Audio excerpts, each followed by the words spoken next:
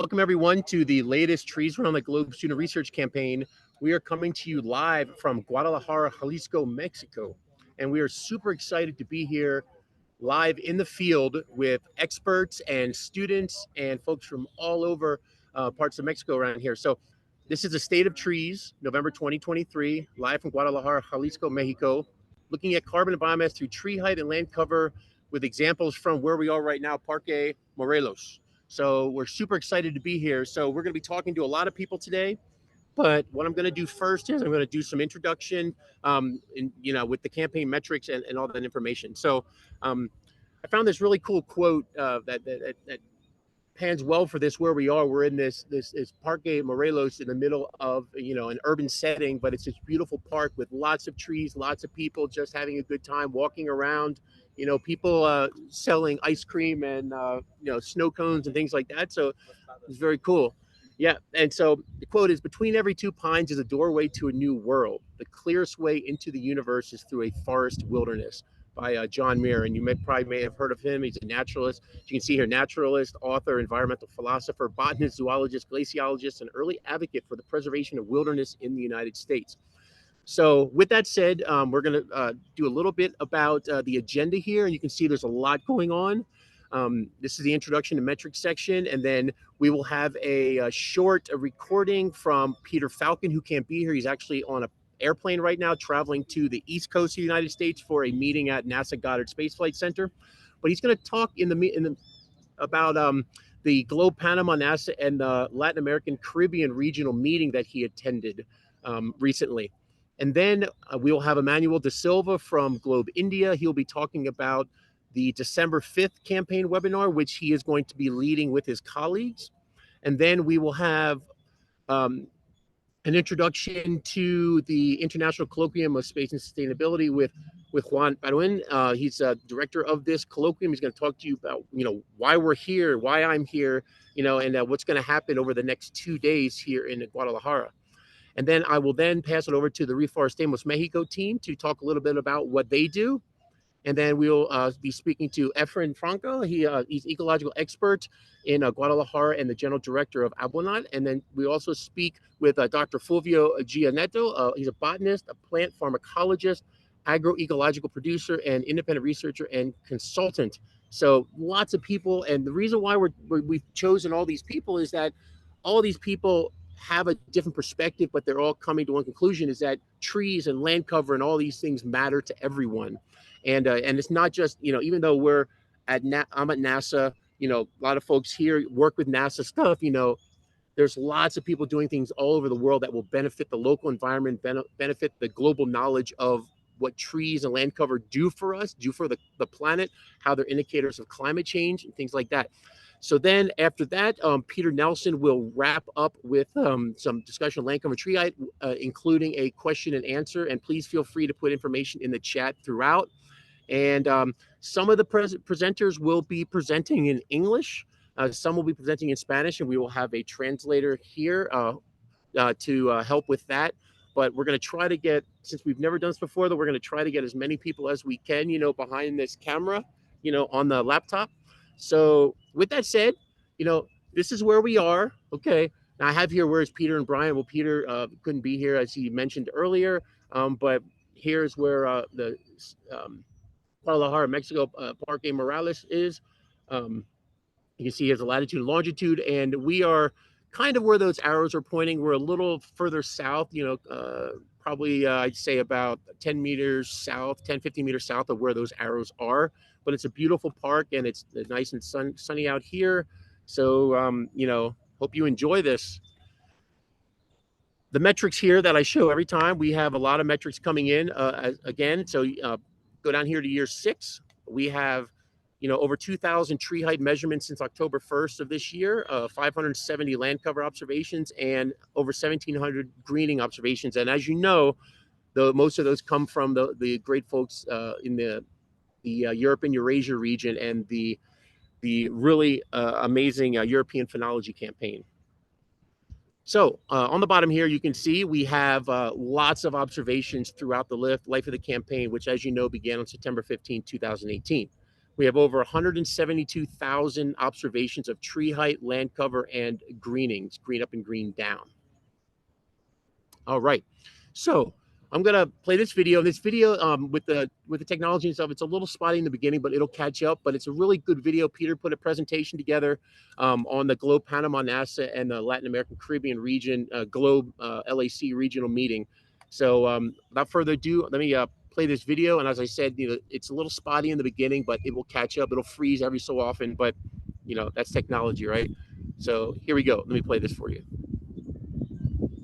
Hello, everyone. My name is Peter Falcon, and I work at NASA's Jet Propulsion Laboratory, which is in Pasadena, California. And Mr. Peter Nelson on the Trees Around the World Student Research Campaign. And I'd like to talk to you today about a recent trip I took to the country of Panama. And I entitled my talk, Panama, the Gateway to the Americas. Those who are unfamiliar with the country of Panama, Panama is an isthmus which was formed 3 million years ago. It was formed through underwater volcanoes. So 3 million years ago, North America and South America were not connected. So once Panama was created, it acted as a gateway to these two large continents. And this is huge. The creation of the Isthmus of Panama is considered to be one of the most important geological events to happen in the past 60 million years. And the reason for that is because it allowed animals to cross from South America to North America and animals from North America to South America, as well as the carrying of plant life and fauna from one part of the country to the other. And this is known as the biological corridor. Now, what I was doing there, I was there with my colleague, Dr. Erica Perez, you can see her right here, and we went to support the Globe Latin American and Caribbean regional meeting. We went to attend the LAC regional meeting and to support the annual Eclipse viewing party as well. So you can see there, Erica making a presentation about NISAR, one of the upcoming missions that we have at NASA. You can see images there of us doing the solar eclipse, the annual eclipse rather. Unfortunately, we didn't see great. It was very cloudy, as you can see from the image to the right there.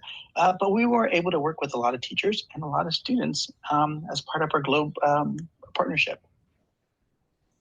We also were able to work with many, many students and teachers throughout the region, throughout the country of Panama, as we're invited to do so by the U.S. Embassy. With a hashtag NASA in Panama. So we worked with teachers. We did teacher workshops at the Panama American Center. You can see there. And we also did activities with students.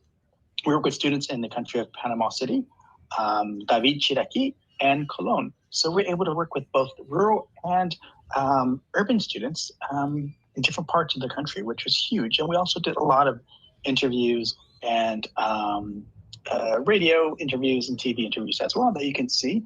And the bottom image there is the U.S. ambassador. We actually got to meet her as well, which was first for me.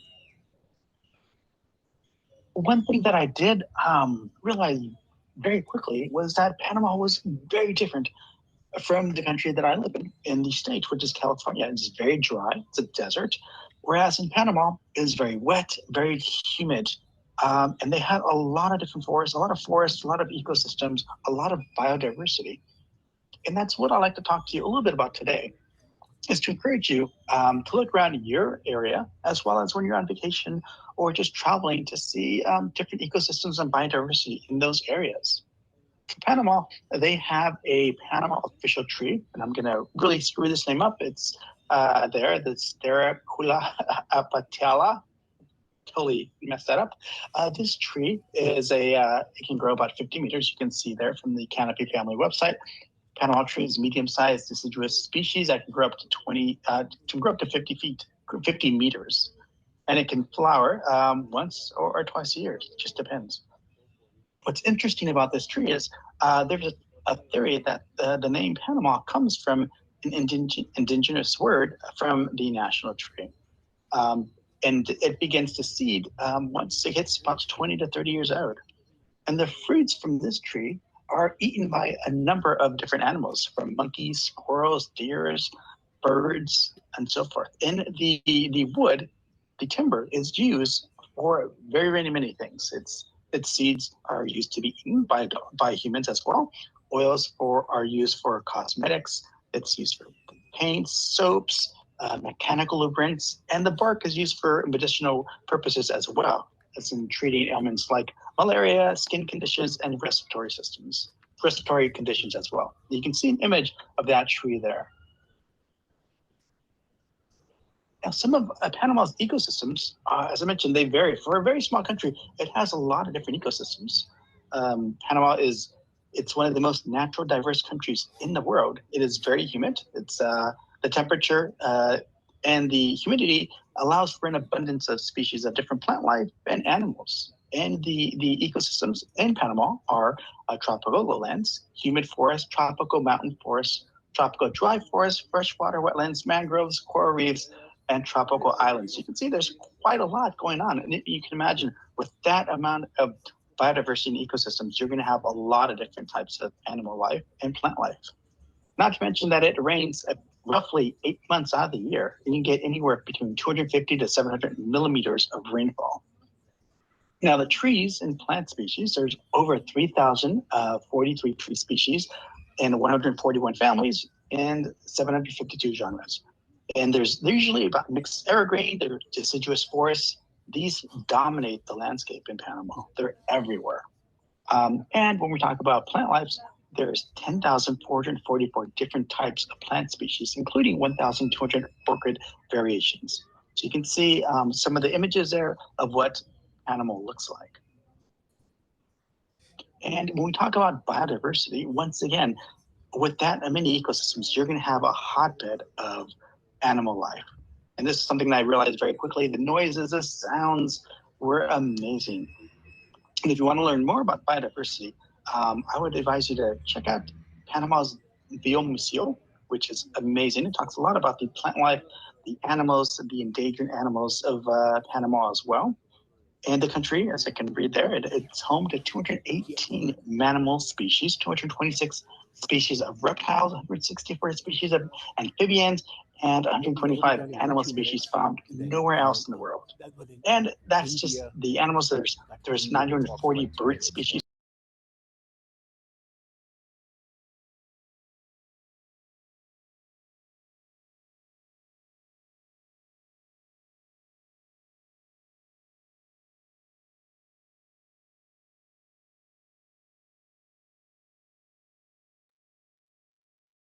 Sorry, everyone. I think we might have lost the volume from Brian.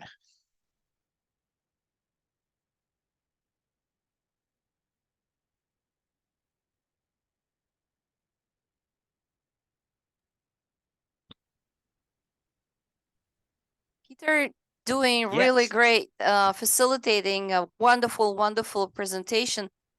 We might want to ask Brian to unzoom. Yeah. To unmute, should I say? Unmute. Yeah. Yes. I can you see hear me that now? exactly right there. Can you hear me? Yeah, Brian, we're good to go. Thanks, I'm not Clarissa. sure how it muted, but whatever. It is what it is. Excellent. Right, it's a great, great webinar. Just keep going. Yeah, let me go back. 1 second.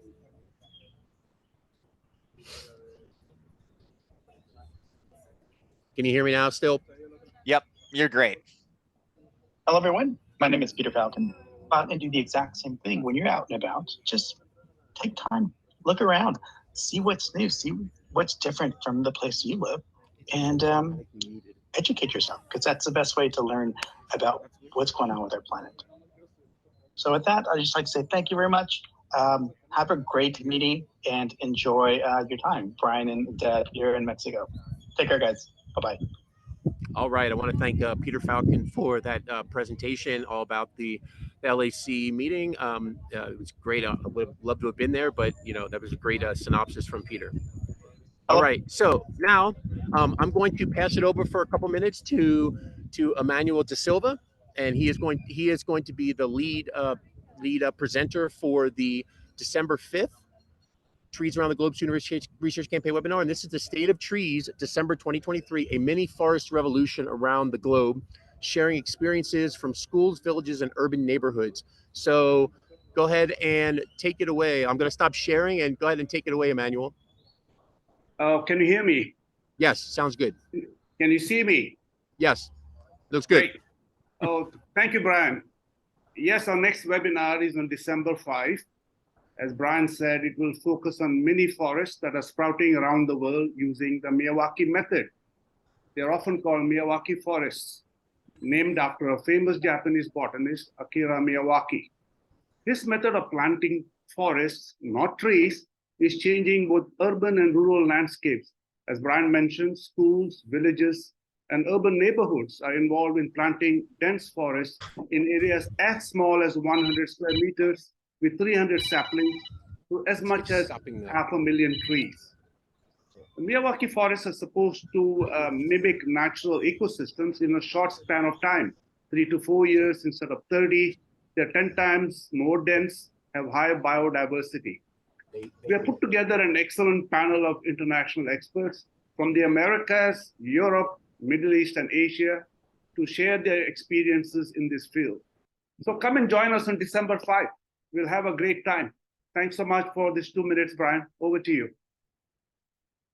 Thank you, Emmanuel. Yeah, we're super excited for this webinar. And Emmanuel and I actually, he might have mentioned this, but we met, when he was passing through my hometown of Salisbury, Maryland, and we met at a coffee shop to talk about this. So that was really, really great to see him in person. Now we're in two totally different locations, aren't we? India and right. Mexico. So two totally different spots. Absolutely. So, okay, without further ado, I'm going to bring in Juan Badwin, and he is going to talk about, he is the, I'm going to say the director, the organizer, the everyone for the International Colloquium of Space and Sustainability, which is happening over the next 2 days here in Guadalajara, Jalisco, Mexico. So I'm going to, pass it over to him, and he can talk about, why he thought this up, and the people that he brought, and why it's happening, and the importance of it, and how it fits in. Basically, it fits in well to our campaign, because we're going to be talking about citizen science, space, sustainability, observations from different NASA, Earth observing systems like ICESat-2 and JEDI, and Landsat, all these different missions. So, and if you've been part of the campaign for a while, you know that all of this has happened. We've talked about all of these missions, a lot, throughout the last, 5 years of the campaign. So super excited to be here, Juan. Yeah, and thank you very much. Yes, and let me pass it over to you, and you can talk about the colloquium a little bit. Of course. Hello, everyone. This is Juan. I am the lead organizer for the International Colloquium on Space and Sustainability, which is an event that we are having here in Mexico. It lasts 2 days. Basically, what we are trying to do here is to first understand the actual state of Earth observations in Mexico using NASA missions, especially ICESat-2, NASA Carbon Monitoring System, and JEDI. And then we want to explore the potential applications for this NASA data, science, and missions into sustainability. This one also aims to foster international collaboration so we can aim better collaborating with many countries. International Colloquium on Space and Sustainability brings people from centers from NASA, such as Brian Campbell, such as Peter Nelson, such as Christina Mould-Xavier, Sabrina Delgado, Edil Sepúlveda. We also have professors like Sorin Popescu from Texas A&M, also Rodrigo Vargas from University of Delaware. Also, we have the participation of United Nations, and Laura Iglesias from UNESCO, United Nations, going to be here talking about the Sustainable Development Goals. Also, we have people from FAO and local governments. So yeah, what we are trying to achieve here is collaborations in order to achieve science-based targets for the Sustainable Development Goals. And also, this is not only a colloquium, this is not only a congress. We also inaugurate yesterday, along with Brian, a center, a STEAM center for young students so they can learn about science and space and technology. This is special because this was done in a rural area of Mexico, and we want to also young people to be part of this. So this basically sums it up. Espacio y sostenibilidad International Colloquium on Space and Sustainability, and have a friend in Mexico. Many friends, I would say. Yes, I should also mention that we have lots of students here. I'm going to do a quick pan around so you can see. We have lots of students here that are, here, and lots of local scientists and folks from university. So we have lots of people here listening to all the speakers, at the webinar. So super excited. This is a first, even though we're in the 63rd webinar for the campaign. This is the first we've actually done it. I might have actually done one from like my backyard, but that doesn't count because I was still at home. But yeah, I mean, this is great to have it here in the park. So thank you, Juan, for discussing this. We're super excited about the colloquium, and and even though it's space and sustainability, we want to sustain what happens with everyone who's at the colloquium, and build a much a greater presence of Mexico with the Globe program. Yes, of with course. more student observations, more teachers working with the students with Globe, more citizen scientists. We do get pretty many citizen science observations from Mexico, but with science and data, we always want more, right? Yeah. Of course, one of the main objectives of doing this colloquium is to enhance the community of NASA Globe in Mexico. That's why here we have UDEC Space participating, we have Reforestamos México, we have students from Tecnológico de Monterrey, we have local scientists, because we really want to do this as a community. I see Larissa, you have a question. Go ahead and Sure, unmute. sure. Thank you, Guan. Thank you very much for the work you're doing and everything that you presented. Warm greetings from Boston, Massachusetts. We have a privilege and a pleasure working with schools in Monterrey, and we would love to follow up with you. Yes, we would love to bring more students, middle school and high school students. So wonderful, wonderful teachers and students. We work with them for the last 10 years. So, and we would love to get them involved. So thank you, Guan, for the work you do. Thank you. Larissa, we have students from Tecnológico de Monterrey here, where I work. They are working. Hello. In education, and what we want to do here is to enhance education at the junior high school folks. So they are working in a technological project to make education more interesting for the young folks. So yeah, count me in. Yes, absolutely. The school name in Monterrey, it's right after they named it Institute Neil Armstrong. So they're very strong. So in supporting NASA Globe and just generally very in awe what NASA is doing. So I would love to connect our school in Monterrey with your efforts. And again, thank you, students, and thank you, Juan, for everything you're doing. You're doing absolutely fantastic job. Thank you. Thank you.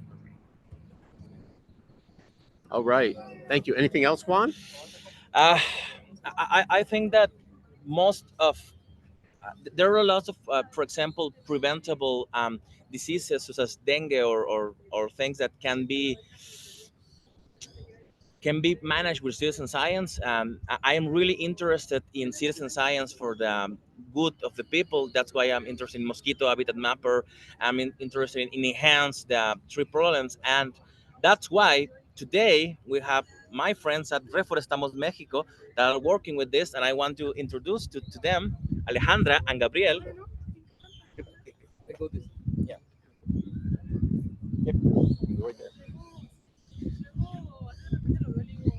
Hi, thank you, Juan. Thank you, Brian. We're so glad to be here. My name is Gabriel. Ana y Alejandra. And we're very happy to be participating in this International Colloquium of Space and Sustainability. We are from Reforestamos México. Reforestamos México is a non-profit organization which has been working with forests in Mexico and urban trees in Mexico since the year 2000. And in Reforestamos México, we try to seek people who want to work with trees, who want to work with forests. And the history of Reforestamos has been like an excellent example of how a non-profit organization can get involved in sustainability issues. And nowadays, Reforestamos México the main thing that Reforestamos Mexico do is reforestation, but years have passed, and now we do a lot of things. Alejandra and I, we work in the innovation area of Reforestamos Mexico. And inside the innovation area, we seek to promote innovation within the society, especially within youth, students, and citizens.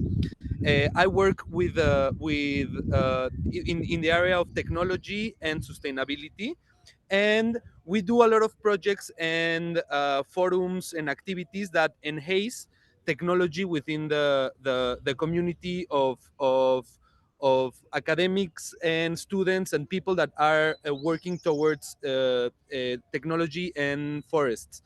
And one of those projects that we are trying to promote is called Bosques y Tecnología Forum, or Forest and Technology Forum, in which we seek and we search people that are doing some research or have some projects within the technology community that can serve as a platform for other entrepreneurs and other students to connect with technology and sustainability. And well, that's the area where I work, the area of technology and sustainability in innovation area of Reforestamos, and Alejandra works in the area of citizenship empowerment, and I'm gonna let her explain a little bit of that and how it connects with this colloquium of space and sustainability.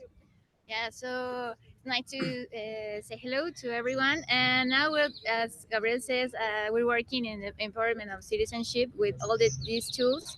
And recently, we're working with a network of citizens that they have this awareness of the care of the trees. So we want to improve that part of the monitoring trees and the urban trees. Something that a lot of questions that we have at the NGO is like how we can plant, but some of the other activities that they can do, it's like being caring or being adopting a tree, or a neighbor that they have a neighbor tree that they could care, and they could monitoring that part of having this tree that also that's like a centennial tree. So with that part, we're working with this network that we're encouraging. We have a lot of workshops that we can we have this we share the knowledge with the experts, and also with other people that are non-expert, that also they like the neighbors, that they want to share their experience with the caring of the trees. So, and also we share what we connect, we want to connect this part with the topic of the recent World Forum on Urban Forest, like how we can make these cities more livable, more happier, more healthy. So the monitoring of the trees, like well, what we have, how are they, and how they what and how we can involve with the people and the government, because also the citizens are very an important part of the society, and how they can participate. So also in the NGO, we working with enterprises and the governments and other academic institutions, but also with the citizens, that they have this awareness and they want to care the trees. So this part we're involved with the project, and we want to share a lot of our experiences with the Trees for the Globe. So thank you very much, and it's a pleasure to say hello everyone here. Thank you very much, Thank you. Peter. And also, I just want to add that Reforestamos Mexico and all the NGOs that works towards sustainability are a key piece in transdisciplinary projects. And as we are in this colloquium of space and sustainability, uh, NGOs play a crucial role to connect people, to enhance empowerment of citizenship, and also to connect between diverse parts of the society. As Alejandra said, academic experience, technological experience, government, and people are we have to make bridges between these kind of sectors of the society to enhance technology, because not only PhD students or doctors or academics can use the technology.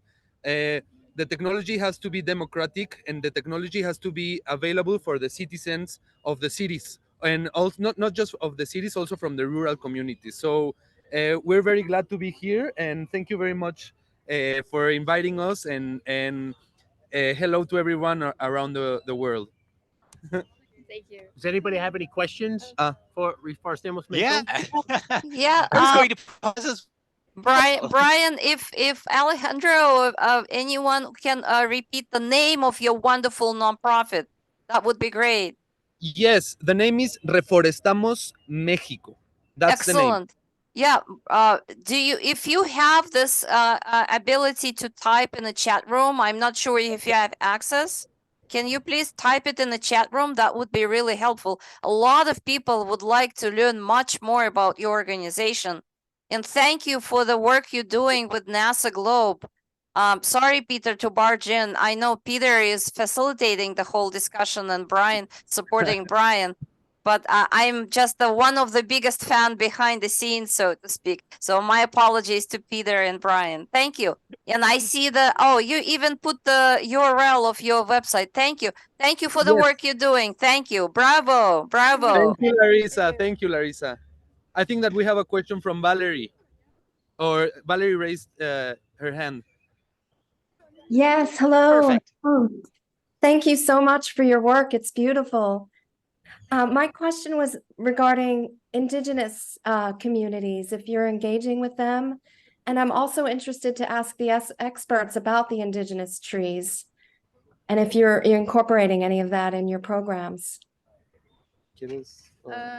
Yeah, well, some of the models that we're working with the volunteering people in the activities is like involving with the people and also like the local communities. Like here is like the ejidos or communities, like the rural administrators of the communities. So we're involved for the volunteering for the restoration part and also with the transformation and the activities of the work with the furniture. So we're working and encourage them also with some parts like they involve like the financial part and also the technical part, and they could and how also they could certify their furnitures and the timber, and also it's like make this approach with them. Also, Valerie, I was just speaking with a participant here in the colloquium, and they were talking about how Mexico. Well, we were talking about how Mexico. It feels like the traditional ecological knowledge is a powerful tool of conservation, and I was thinking about how Mexico, it feels like it's lagging behind in the technology. But one thing that in Reforestamos we want to do is to connect the traditional part of conservation with new technologies such as space monitoring. And I think that's one of the biggest challenges that Mexico and the global south can face towards conservation. And talking about native species and endemic trees in Mexico, we as Reforestamos Mexico know that the local communities and the indigenous communities are the guardians of that kind of natural resources. So we in Reforestamos Mexico try to push forward to make these connections between new technologies and local ecological knowledge to promote conservation and to meet halfway, because most of the people don't know how to use the technologies, and also the language of those communities is not the same language that high-tech companies use. So we work as a pathway or as a bridge or as a translator of of the language of the local communities towards the high tech or the academic technology community. Beautiful. Thank you so much. Thank you, Valerie.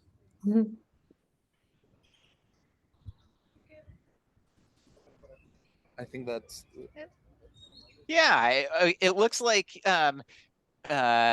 we have definitely, Anna from one of our countries in South America added in there about wanting to also connect. So I think one of the things that's really interesting here is there is this interest in connecting, and so I think one of the things that I just want to take a pause and have you guys do is, since you do work on trees and tree planting, can you describe a couple of the trees that are right around you?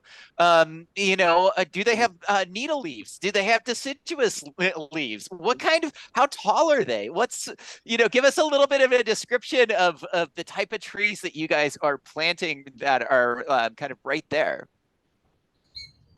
Well, right here, we can see a lot of trees that aren't. It's funny because they're not endemic of Mexico. Like they got planted here like maybe 70, 80 years ago. They're huge trees. We have jacarandas, it's a Brazilian tree which got here to Mexico like 80 years ago. They blossom beautiful purple flowers in spring. We also have I don't know the names in English. I'm so sorry. I don't feel. No, it's fine. professional. This is an international audience, actually. So please, say it however you need to. Okay, so we have jacarandas. We have fresnos. Yeah. We have also what was the other name of the red one? Framboyan, which is also a very beautiful tree with beautiful flowers. And yeah, actually, the trees that we can see in the urban areas. Also, we have like palm trees, pine trees. Also, Guadalajara is beautiful. It's so sunny, and it has a lot of biodiversity within the urban trees. But mainly, the trees that we work in the activities of reforestation from Reforestamos are mainly pines, right? Yeah. Mainly pines, because we work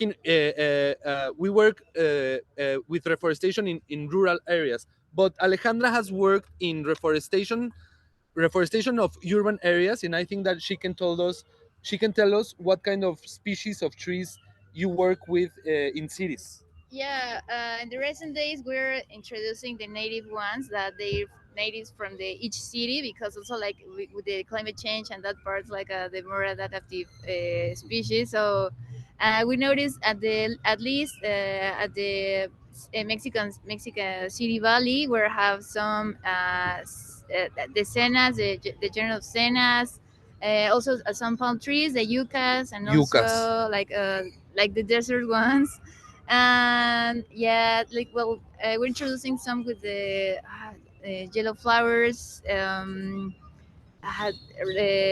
Spanish, dilo en sí, español. the retamas, and also like yeah, I don't remember the I want to say the scientific names, but yeah, we're introducing the natives one in each city. What we're working with the Also, I want to add that Reforestamos also works with 3 cities of the world.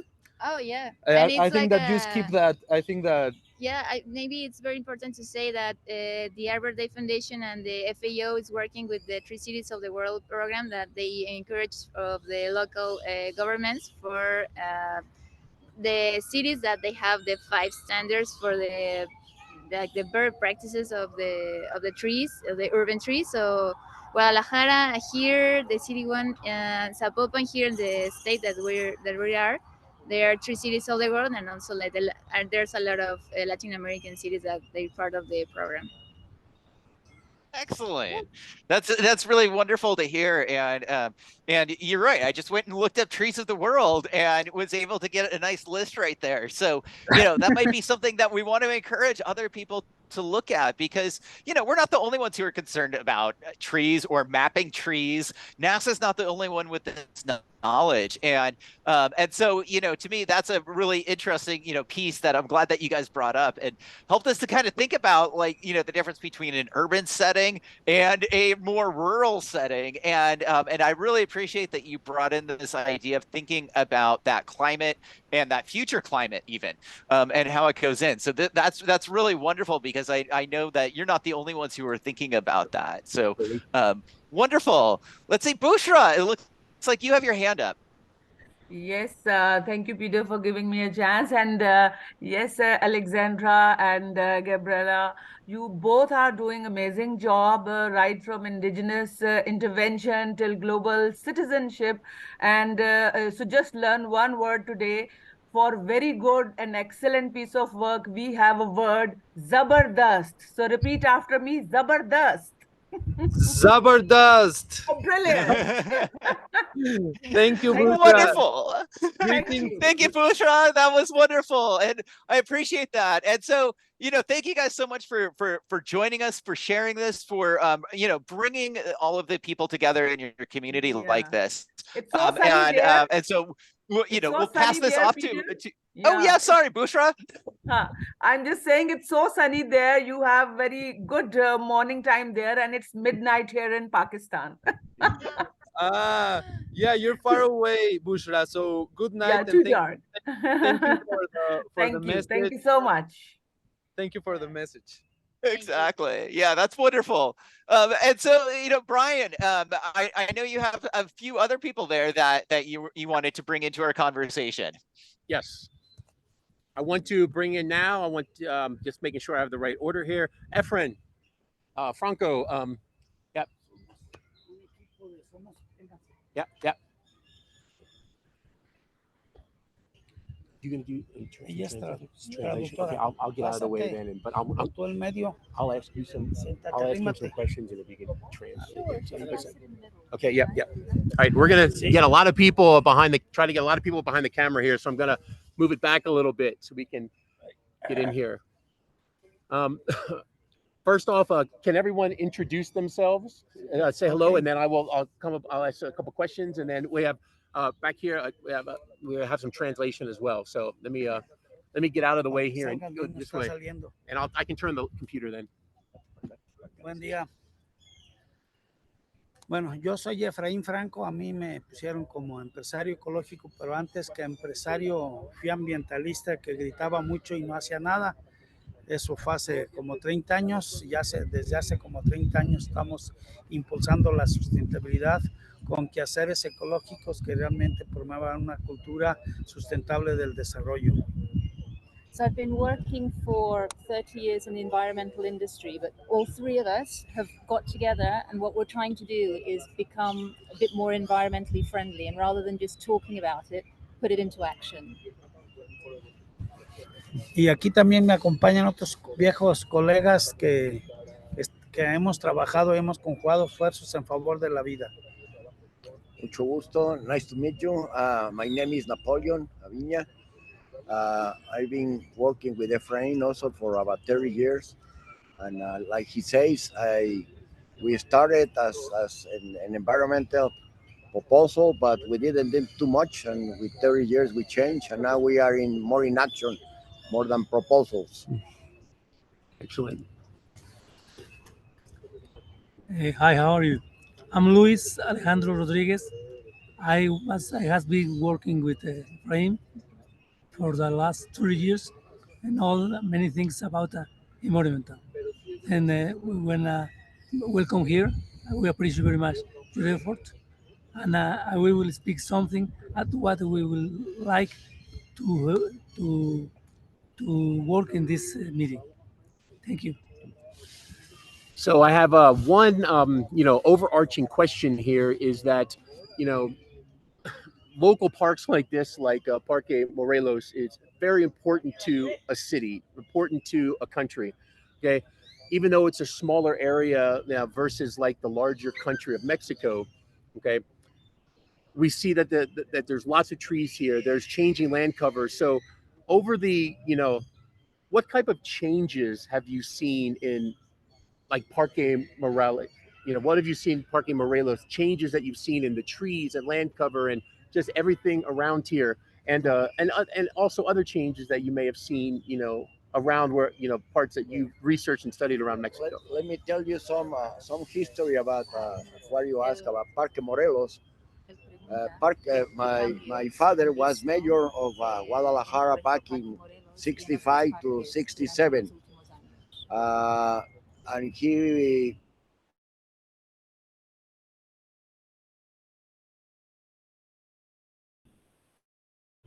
This park goes back to about 400 years old, and many 100 years old in this park.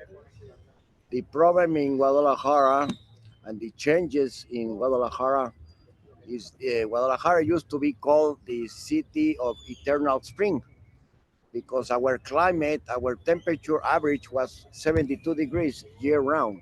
Wow. And in the last 10 years, the city has grown tremendously.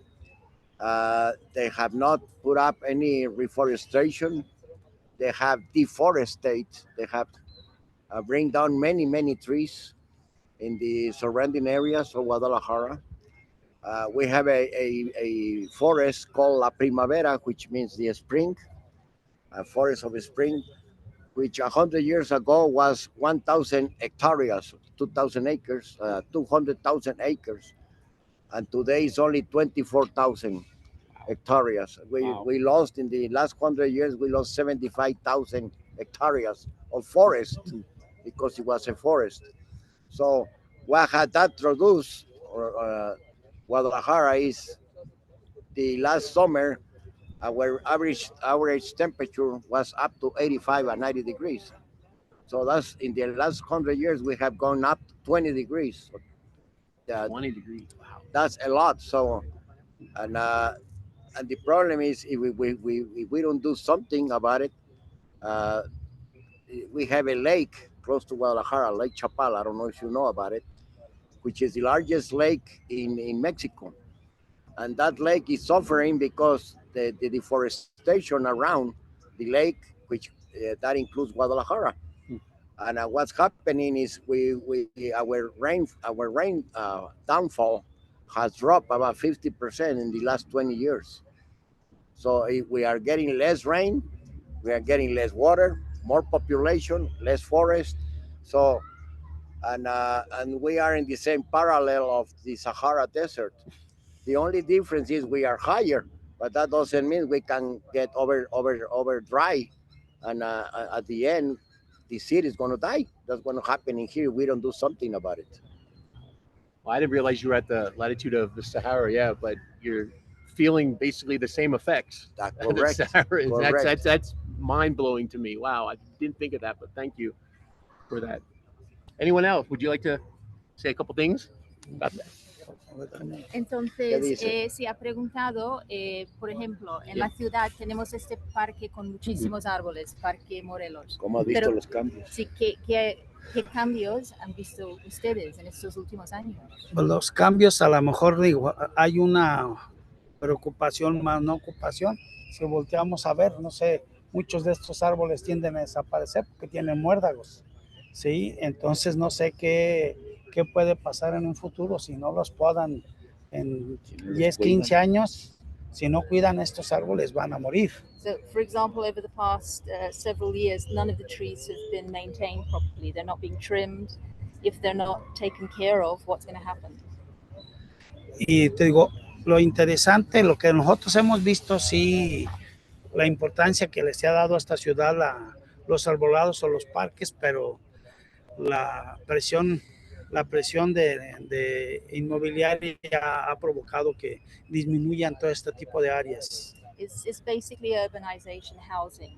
Housing is causing a huge problem. We're losing forests, and it's something that's very interesting to the three of them to try and figure out a way of how can we do something. No sé si tú quieres comentar algo, Luis. Algo al respecto. Lo diría en español para facilitar la traducción. Creo que la preocupación de todo el estado no ha sido el tema de cuidar las áreas naturales protegidas y menos los árboles. Todos han estado más preocupados en dónde había árboles para construir torres. Entonces ahora hay un abuso respecto al tema inmobiliario y no les ha importado al gobierno o a la autoridad correspondiente cuidar los espacios donde nosotros antes jugábamos, teníamos deportes, hacíamos muchas actividades. Entonces creo que ese es un llamado de atención a nivel mundial respecto al tema de la importancia de la tierra. La tierra es un ser vivo que vive gracias a los árboles que le están dando nutrición permanente.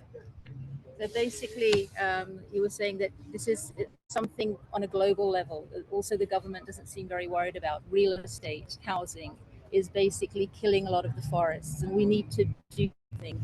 The earth is a living organism, and unless these spaces are cared for, we're not going to be able to go out and do the kind of sports that we used to do. And basically, the problem is housing. Nobody is really doing anything on a global level enough. Governments are not doing enough. We need to do more. So these three wonderful gentlemen have got together, and they're trying the best that they can. They were actually talking about the fact that one of the things they do is they use a lot of agro waste, and they have made compost fertilizers that are powerful but very, very good for the environment. And little things like this help so much. They help tremendously. Para ampliar un poquito lo que dice de todo solamente de los árboles, también estamos preocupados en alimentarlos y crearles nichos ecológicos con microorganismos y con biochar para que ellos se encarguen de disminuir esa huella de carbono. Entonces ya nuestro compañero Julio, que es especialista en eso, nos va a apoyar, pero sí es importante que pensemos, como comentaba también Luis, la importancia que tiene el suelo, que es el que alimenta el árbol, y cómo apoyar para que la madre naturaleza resuelva y disminuya ese efecto invernadero. So basically, it was talking about the ground, the earth, the products that we grow, using proper products to make sure that the food that we grow is healthy for people to eat, and gives us a way of living life that is healthy. And we need to also not just worry about the environment, the trees. It's also the earth, the ground, making sure that the ground is able to produce food that is nourishing and not food that is filled with chemicals. The one thing that they're also involved in is producing healthy food, nutritious food, but whole foods. ¿Qué me preguntaste? No te entendí. No era una pregunta, es que estaba hablando de la nutrición y eso. Sí, lo que hacen ustedes. Sí. Okay, well, thank you for discussing this with us today. And is there anything last minute that you want to mention? We appreciate the knowledge that the three of you have with this. The knowledge, your combined knowledge is just exponential to me, you know, and just some of the facts I've heard today are pretty amazing. So we're going to see if there's any questions, preguntas. Does everybody have any questions for anyone here?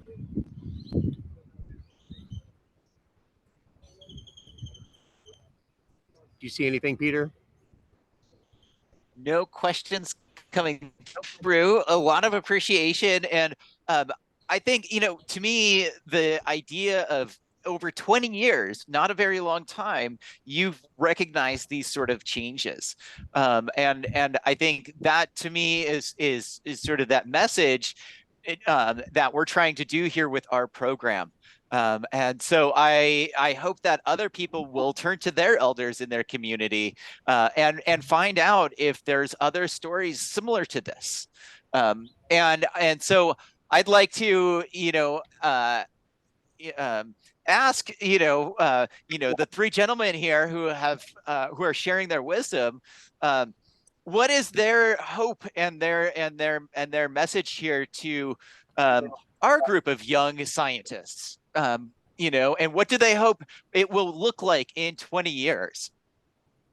Y entonces, la pregunta principal es, ¿qué piensa usted que puede dar como una especie de esperanza? De mensaje para los demás. Para los jóvenes del futuro. En 20 años, ¿cómo va a ser el mundo? Bueno, la idea es la única, bueno, ahorita también va a hablar Luis, de hecho, es solamente sumando esfuerzos en favor de la vida. Y de hecho quiero hablar un poquito de lo que estamos haciendo con Conciencia Ambiental, que es otra asociación civil, y también Grupo México, que nos está apoyando con árboles, donde estamos regalando pues árboles con una especie de certificado de adopción, donde les damos composta con microorganismos para que nos permita garantizar mayor sobrevivencia a esos arbolitos, pero la intención es que solamente esa esperanza se va a ver si sumamos esfuerzos y vemos todos en beneficios comunes por este planeta, que es el único que tenemos. Entonces, y en 20 años, no sé, a lo mejor ya no vamos a estar, pero sí es importante que podamos heredar un futuro mejor, y las acciones tienen que ser ahorita. No podemos esperar, y es parte del trabajo que estamos haciendo ya, como lo comentábamos anteriormente, de gritar a dar soluciones reales, ¿sí? Desde alimento sano, disminuir huella de carbono con biochar, que ya estamos trabajando, y cómo sumamos en favor de la vida. Aquí me gustaría que Luis pusiera, bueno, dentro de lo que cabe, si tienen algunos proyectos, Luis se les ha encargado de ser como el vínculo, pero tenemos una asociación, es un correo grupo ecologista @outlook.es, que nos pueden escribir, y la intención que no esperemos esos 20 años, que empecemos a trabajar desde ahora, y si podemos sumar, estamos dispuestos, y estamos también vinculándonos con actores, con inversionistas, con instituciones preocupadas, pero más que preocupadas, ocupadas por heredar un futuro mejor. So basically, in 20 years, we may not be here unless we all join forces for the benefit of the universe. So these three gentlemen have got together. They have various organizations that are working ecologically. One of them is Árboles. So they are given trees with certain microorganisms already in them. And these trees can be adopted. They're given a certificate, and they're actually strengthened so that they will last longer. And they won't be sort of vulnerable to a lot of the diseases that a lot of the trees currently have. But he was saying that unless we do more and we really think about the environment now, we won't be here in 20 years. And what we could do is perhaps the email that you mentioned, type it into the chat, so that if people need any information. ¿Cuál es el correo? El correo es grupo ecologista @outlook.es. Grupo ecologista. Grupo ecologista. ¿Dónde está? Sí, outlook.es. Outlook.es. .es de España. Muy bien. Y es el email de ustedes, ¿no? Grupo ecologista @outlook.es. Sí, ahí podemos nos pueden contactar y vemos cómo podemos sumar, no nomás decir qué va a pasar en 20 años, no esperar a 20 años. So if anybody would like any more information, this is the email to contact all three of the gentlemen. Para proyectos o para seguimientos, para denuncias, o lo que puedan considerar. O sea, queremos un conducto nada más de recursos para proyectos viables y con ayuda a la gente. Al final de cuentas es un tema humanitario. Entonces es agradecerles que todo lo que nos puedan hacer llegar, seguramente lo vamos a responder inmediatamente. Muchas gracias por todo. Gracias. So they'll reply immediately to any emails, anything, any complaints people have, any feedback, any ideas for collaboration projects. They're open to all information and comments, and thank you very much. No sé si no haya ninguna otra pregunta. Yeah. Ok. Gracias. Gracias a ustedes. Muchas gracias. Muy bien. Okay. All right. So he has a nice long title here. So let me go and get the proper introduction here. Okay, now I want to introduce Dr. Fulvio Gianetto, and he is a botanist, plant pharmacologist, agroecological producer, independent researcher, and consultant. So a lot going on there. So I just want to say thank you for being here. Gracias. And what type, you're on the, often, you work in the science and research of forests and trees and land cover, things like that. So what have you seen, in as far as changes, but kind of how, I guess the example that I'm looking for is how small scale changes, like in areas like Parque Morelos, how they affect larger scale changes in say all of the region or of Jalisco or Mexico or even, grandiosely the world. Yeah. Okay, maybe I speak Spanish, yeah? Oh. Better, yeah? Entonces, de antemano, muchas gracias. Ok, tengo una formación científica, pero yo soy productor y trabajo en comunidad indígena, vivo en la comunidad indígena aquí alrededor. So I'm a producer. I work in an indigenous community. Entonces, la principal, si hay cambio, sí, hay cambio. Calculamos que promedio un adulto necesita el oxígeno que producen 22 árboles, ¿no? Multiplicamos por lo que necesita una ciudad, son miles de árboles que necesitamos, Basically, on average, an adult would need air produced by 22 trees. Entonces, los árboles, la planta en general, tienen esta capacidad que todos conocemos, ¿no? De absorber dióxido de carbono, ¿no? Metabolizarlo, ¿no? Pero no solamente crecer oxígeno, mucho de eso se acumula en las raíces, todo esto microbioma que existe en las raíces, ¿no? So we all know that trees can absorb carbon dioxide, and a lot of that is then saved in the roots. Y con todo eso, all kind of microbiome inside the roots, ¿no? Entonces, la experiencia que tenemos es, no se trata de plantar árboles para plantar árboles, se trata de plantar diferentes especies de árboles, que no sea monocultivo. So the idea is not just to plant trees, plant different types of trees. Y de diferentes edades. Si bien es cierto que los árboles pequeños creciendo absorben más dióxido de carbono, necesitamos también árboles adultos para que hagan como sumidero, que acumulen dióxido. And the idea is also to plant trees of different ages. So the younger trees that absorb more carbon dioxide can't just be the only trees that we plant. We also need to plant older trees that basically work as sort of protecting the younger ones. Sí, entonces, en práctica, ¿qué hacemos? Práctico, durante años buscamos soluciones. Ya repito, no se trata de plantar árboles, se trata de plantar diferentes tipos de árboles, lo que aprendimos, y sobre todo, cuidar el árbol. No es que lo plante y crece, tienen que por año cuidarlo, que crezca, ¿no? Darle cuidado, un seguimiento a los árboles. So as well as planting different types of different ages in different areas, it's a question of maintaining them, taking care of them. Planting trees is not just a question of just planting the seed, you need to take care. Entonces, cuando dijimos que en las comunidades indígenas hay conocimiento, que se mantiene la tradición, yo vivo en comunidad indígena Purépecha, en Michoacán, y nos movemos mucho en el territorio. Estos conocimientos cada vez queda menos. Hay que ofrecer soluciones económicas, posibilidad económica, porque la gente no tale los árboles y pueda vivir del bosque. And we also need to use ancient wisdom. I live in an indigenous community in Michoacán, and their people use a lot of the ancient wisdom to plant trees, but we also need to do this in a way that's cost effective, so that people can actually live from this. Bueno, entonces con lo que aprendimos una solución, entonces armamos pequeñas biofábricas, en unos bioreactores donde recolectamos los microorganismos nativos, algunos de los cuales metabolizan y catabolizan las reacciones del dióxido de carbono, que absorben finalmente el dióxido de carbono. So what we've done is we've planted many trees, and what we've done is we've set up these biofactories so that we can actually watch how the processes work.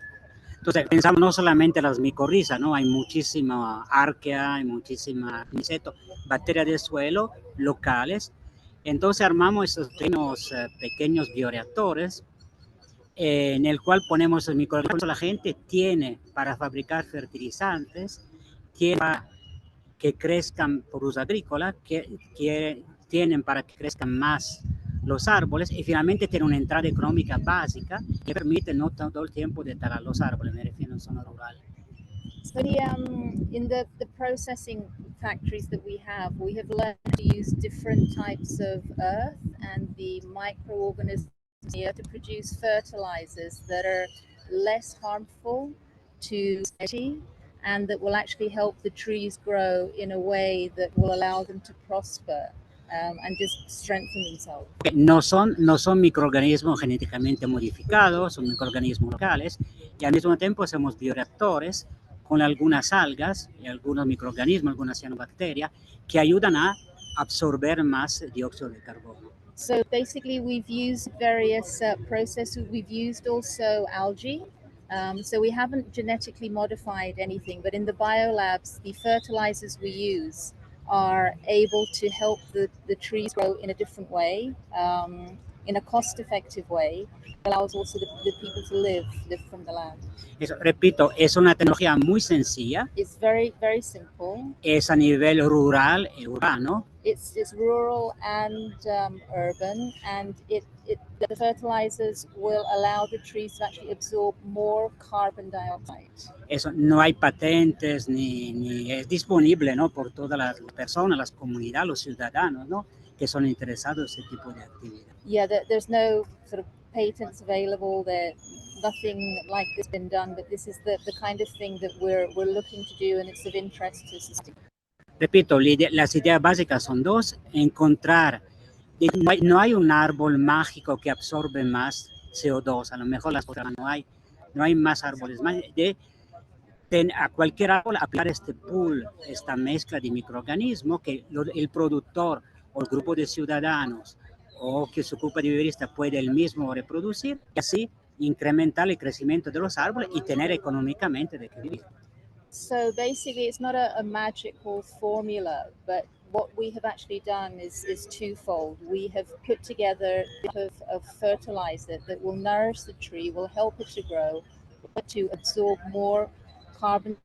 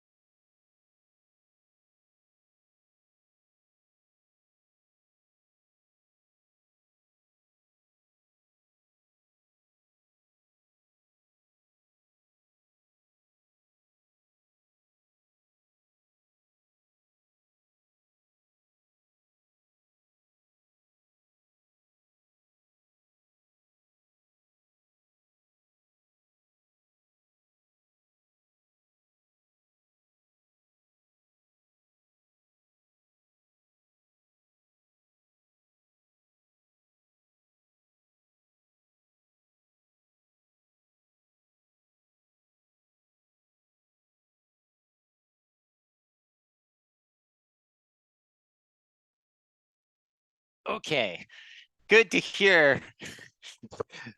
I wanted to just check in. I'm going to jump in right here because it does seem like we had done everything well up until this very last moment. This was getting really interesting, thinking about this connection between ground and soil and what we actually see above ground, this above ground biomass piece of things. So hopefully we'll Brian will unfreeze here shortly, and so hang tight. I wish that I had put together a little trailer of error music, but we appreciate you guys sticking with what had been going really, really well.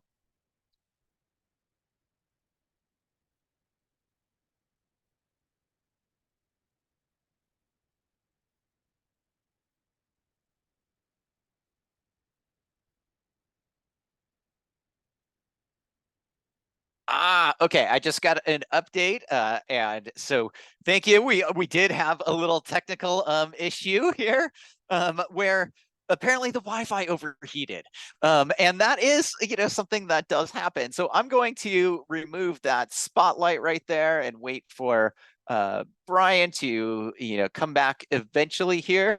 But this is why you have co-hosts, right? So one of the things, that we wanted to sort of discuss is, having backup plans for things like this. And Brian, using a hotspot, seemed to work really, really well for a lot of things. But, technical problems happen. Technology does overheat. This is something I've noticed and can become a limitation or something that you need to consider is that environment that you're actually working in. So I thought that was just kind of this wonderful opportunity for learning on the fly and working together in this way. So we really, appreciate all of this kind of thing, and I, was planning on jumping in right here, and because one of the things that I wanted to share with everyone. Looks like Brian might be coming back online here momentarily. Was actually a particular tool that I haven't wanted to that is puts a lot of what we're talking about into context, because as we mentioned, one of the things is we're not working in a data vacuum, right? And so one of the things that I really like to highlight is some of the tools that help you access or understand what some of our speakers had talked about today. And so I want to highlight that the United Nations has put together a nice tool called Earth Map. And if you go to Earth Map, I'm just going to go there and erase some of what I'd done previously. But this is a really wonderful tool that sits on top a lot of global data sets.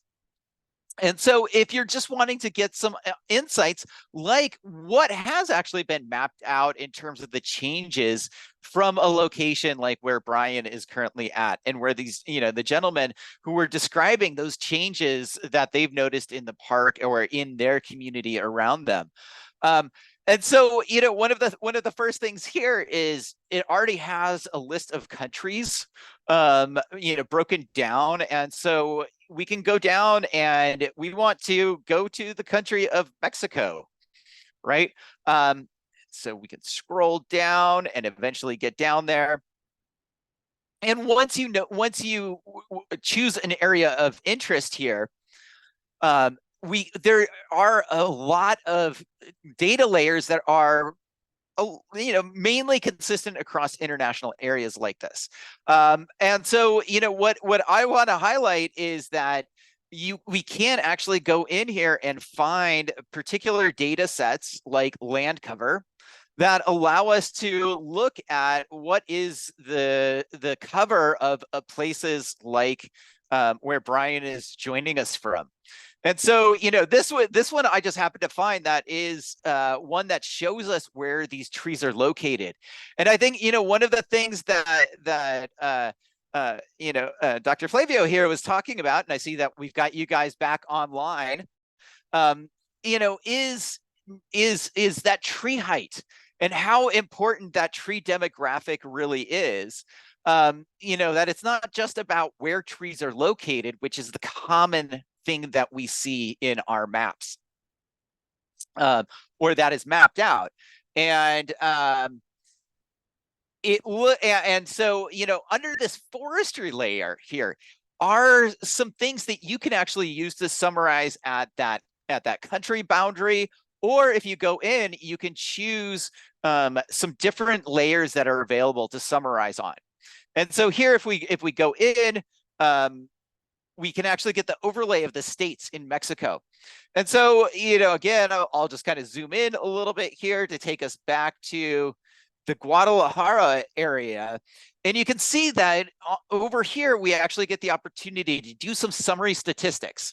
And so since we are talking about tree height, and not just planting young trees, but thinking about the different ages of our trees, one of the questions that I have is, for the state of Jalisco here, we can actually see a lot of the different data layers, including cropland, emissions, ecological zones, all kinds of information that is available.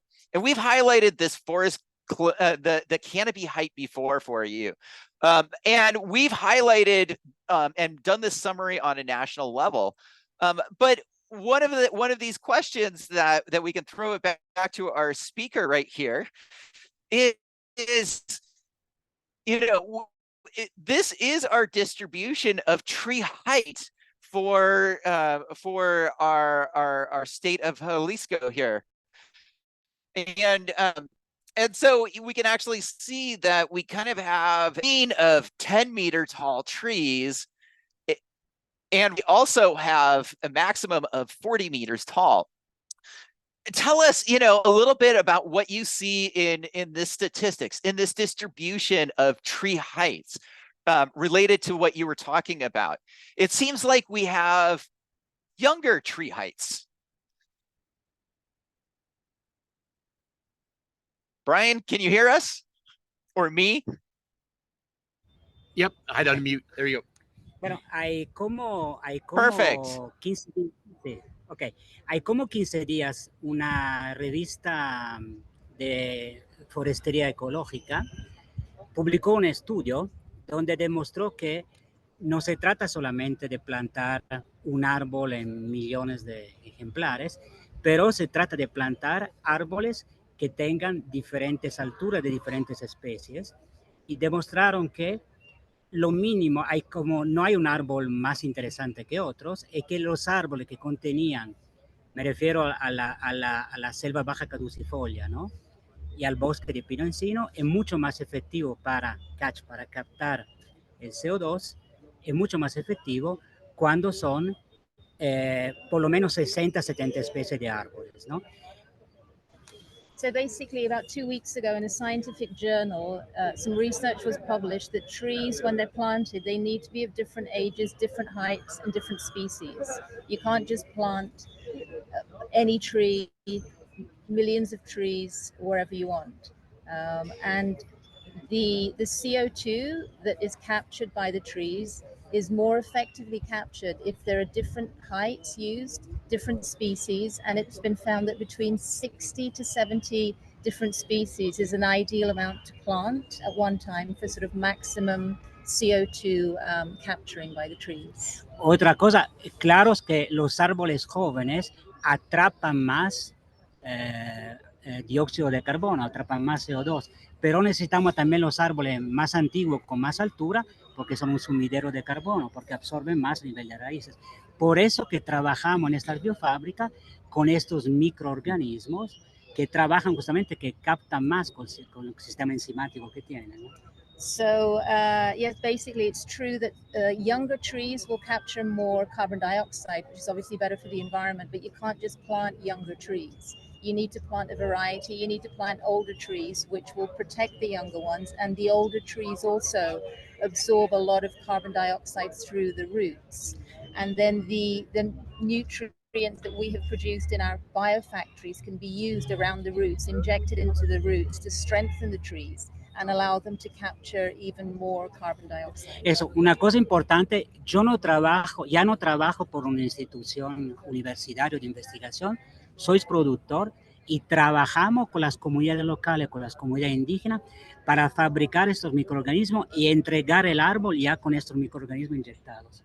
So my job is to actually produce the nutrients, produce this type of fertilizer, and the tree that already has the products injected into it, and provide the tree to whoever needs it, so that it can be planted and then it can be maintained, sustained, and help the environment. Porque esto lo aprendimos en el terreno con tantos años trabajando en eso. Durante años sembramos árboles, y los árboles después la gente lo talaba o no crecía bien o le daba seguimiento. So this is what we've learned throughout the years, that what we used to do is just plant trees, any age, any time, anywhere. And we found that really didn't work. The trees would die.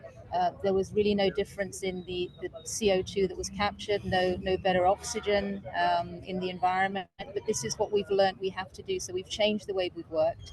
And this is what we found is the best solution so far. Pienso que la clave es no solamente pensar los árboles como tal, va a pensar también este network que hay abajo de los árboles y darle más estimulación a esos microorganismos. Le repito, no son genéticamente modificados y no son solamente micorriza, hay muchísimo más.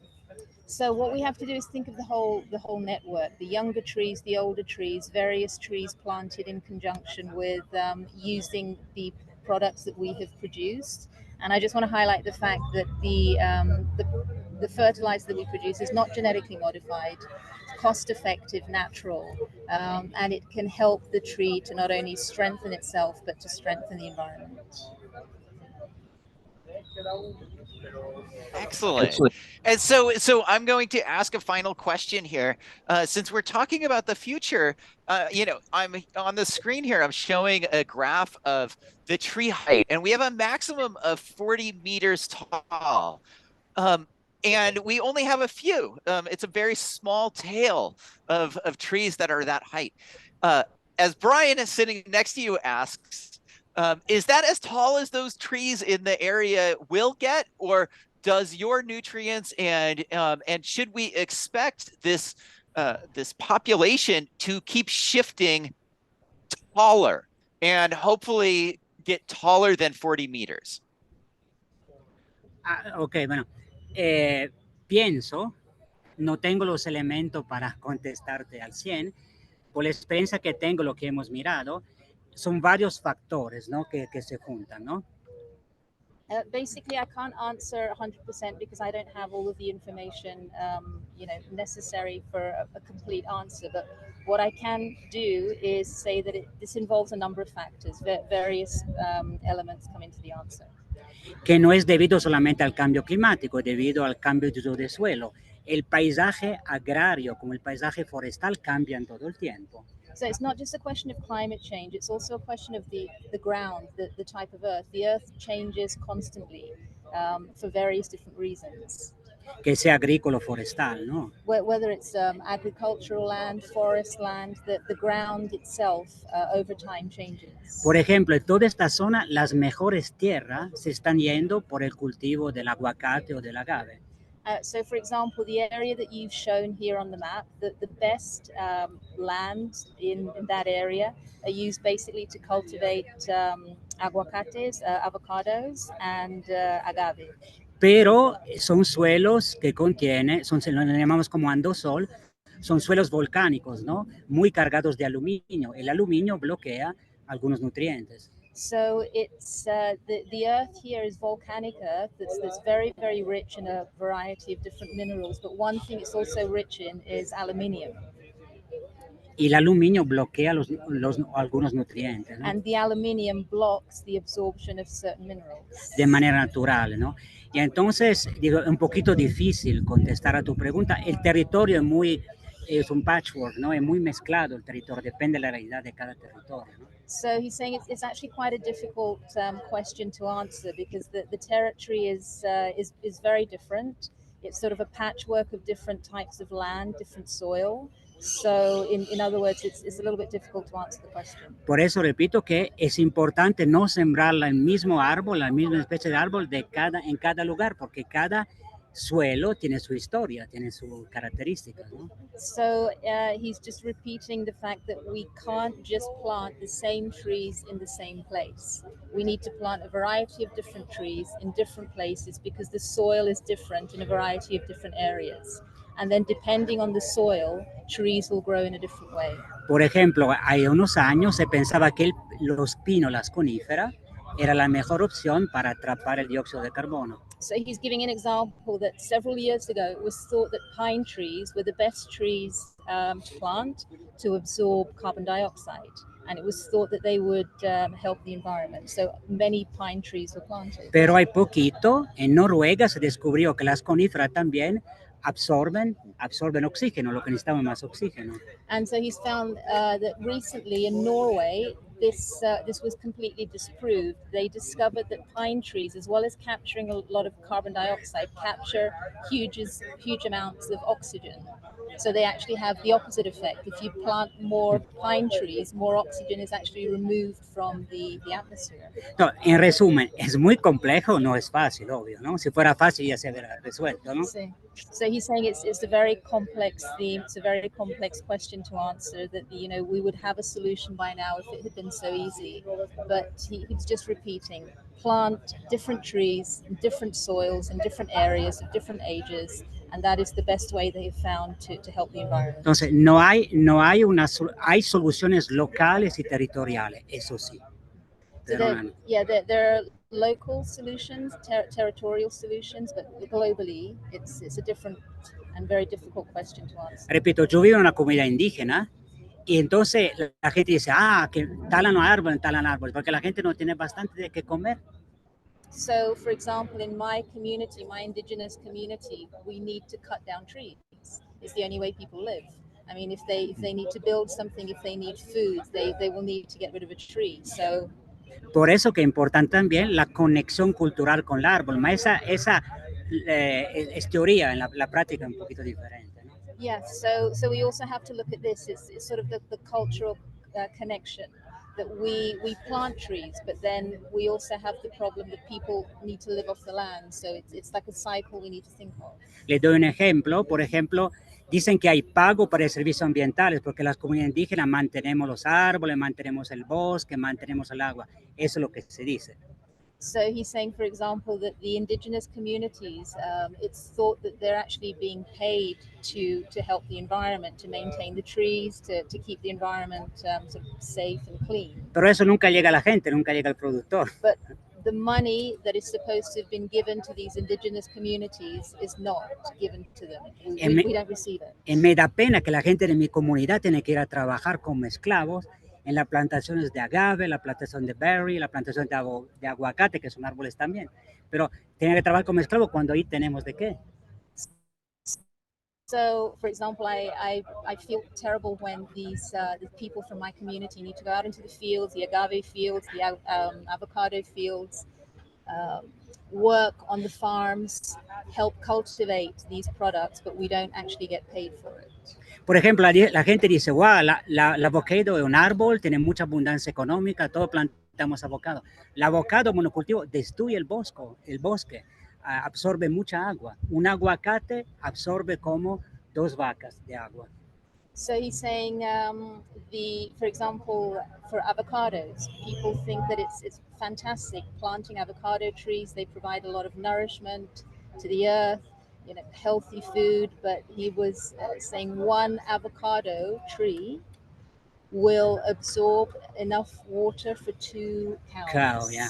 Entonces, muchísimas. So they destroy the environment. Y cada vez hay menos agua, ¿no? Entonces, yo no quiero decir, me cansé de criticar. Entonces, en 30 años empezamos a hacer cosas, poquito, y encontramos esta oportunidad, ¿no? So yeah, it's difficult. He doesn't want to continue criticizing, but this is the best way that he can answer the question, to just continue doing what they've been doing. Tenemos soluciones sencillas trabajando con los microorganismos que funcionan bien. Después cada quien de la acción de hacerlo o no hacerlo. So there are simple solutions that we can implement, and it's just up to everybody to chip in. Wonderful. Yeah, that was wonderful. Oh, go for it. Sorry about that, Dr. Flavio. Quería agregar una cosa. Muchas veces decimos es importante respetar las especies endémicas, las especies locales. So he just wanted to add one thing, that it's thought that we need to respect a lot of the endemic species. Claro, evidente. Como botánico digo, claro. Yes, of course. Pero como comunero de una comunidad, si la gente no le encuentra un uso económico a un árbol, me refiero como medicina, como alimento, como un uso ceremonial, la gente no respeta los árboles, endémico o no endémico. So unless there is a useful way that this can be done, unless a tree can be used for medicinal purposes, nutritional purposes, or in some way adds value to the life of a person, nobody is going to respect any species, whether it's endemic or not. Que lo que quiero decir que no es que la comunidad indígena es más espiritual que la gente que vive en una ciudad, todos somos humanos, sencillamente hay más memoria. pero esta memoria y tradición de los árboles se está perdiendo y hay muy poco. So it's basically not that indigenous people are more spiritual than anybody else, but we seem to have forgotten basically how to live the way that we should. Por eso que necesitamos soluciones económicas, accesibles, prácticas y efectivas. So we need practical, cost-effective solutions, and we have come up with one. So.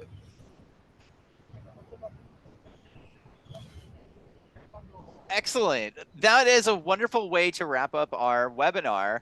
And I really appreciate, this perspective, this conversation about populations and the size of not only our trees, but thinking about that health of the soil and how you can actually see the volcanic areas. You can see the expression of the soil, what that is through the plants and the vegetation above it. I really appreciate, these wonderful insights. And Brian, thank you so much for bringing us to these experts, in a way, rather than the experts coming to us. We were able to take advantage of all of this wonderful deep knowledge of place that I want to highlight. Please go explore this earth map. It is something that allows you to quickly get at some of these insights about what has been happening, what's been changing, and what this conversation is happening, in person. But then I want to encourage us as this globe community to be thinking about, not only trees, but what are those individual trees that are out there, and to be thinking about not only the conditions that they're growing in today, but thinking about what do they need for that long term. And I just really have appreciated not only seeing these speakers out in the sun with some trees behind, but also hearing, just the diversity of this particular pixel and this location that has its own unique story. And so, Brian, I hope that you have a great time, getting everybody else excited about the trees around the globe and what we can do here. And thank you everyone for joining us here to talk about this particular place. Hopefully learning another tool, or at least learning about a different place. I'm really, really excited about what we'll hear about and the new relationships that are getting made this week in this particular location with this, very diverse community. And so, please, definitely reach out to us if you want to connect with any of these speakers. If you want to be inspired and bring them into your community, this is one of those things that I hope that we'll be able to foster both in what we are doing, but also in what you're doing in your community out there, because there's a lot of this knowledge and inspiration about not only what we're doing today, but hopefully getting back to that unknowable question of, is that as tall as that tree is ever going to get? And what are the resources? And how much water does it take to get a tree to be that tall? These are, I think, wonderful, wonderful questions that we've been able to highlight today in this webinar. So Brian, I'll before we turn off our recording, I'll throw it back to you and stop the screen share of where we've been, locating, joining everybody and hearing from today. And I'll turn it to you, Brian. All right. Thank you, Peter. And I want to thank everyone for the presentations today. As Peter mentioned, we got a vast amount of knowledge today of, not just Parque Morelos, where we are now, but how everything is being affected in all of Mexico and beyond. So stay tuned for the recording, and we will provide some contact information as well. And there's some in the chat. There was some in the chat earlier. So just want to say adios from Guadalajara, Jalisco, Mexico. Thank you, everyone. Thanks.